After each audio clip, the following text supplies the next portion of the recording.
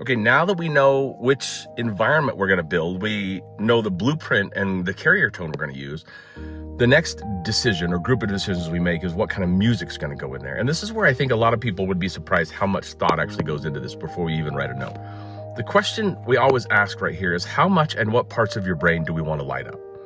So if I'm building something for sleep, we want a long, monotonous, warm pad drone kind of sound, something simple, something that mostly engages the auditory cortex back here, that lets the rest of your brain get quiet. Less is more here. Your nervous system doesn't need a symphony to fall asleep. It actually just needs permission to fall asleep.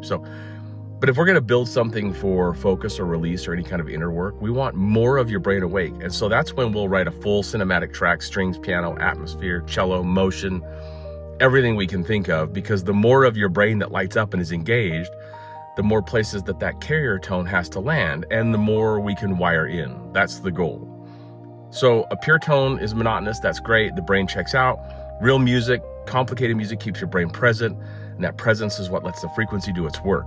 So that's kind of the first decision. There's cinematic or drone, lit up or quieted down. That's what we decide. And once that's chosen, then the real work starts, because every single instrument in the track now has to be tuned to that carrier tone, not layered over the top of it. We have to tune to that tone. And this is the part, I don't think anybody else does this. If the blueprint calls for 528 hertz, the whole stack has to be tuned so that C5 lands exactly on 528. That means we move the reference pitch from standard A440 tuning to A444 and some change.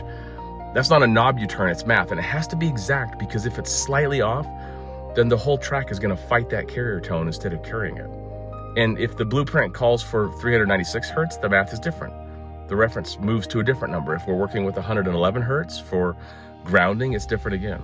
I think this is why my tracks sound different than the rest of them and sound the way they do. There's no dissonance. Nothing in that music is fighting the tone. Every string, every pad, every note is mathematically aligned with the frequency that we're trying to deliver. So when it reaches your body, there's nothing in the way. That's the stack, tuning the stack we call it. And that's the tuning. That's a lot of work, but frankly, if we don't do it, the whole track becomes dissonant, and then your body's gonna go into fight or flight mode, and it's gonna resist the thing that we're trying to do in the first place. So that's huge. In the next episode, we're gonna talk about writing, the key, the chord progression, the music, how it moves, if it moves, how it resolves, if it resolves, because once the stack is tuned, every other one of those choices is actually doing the work in your body.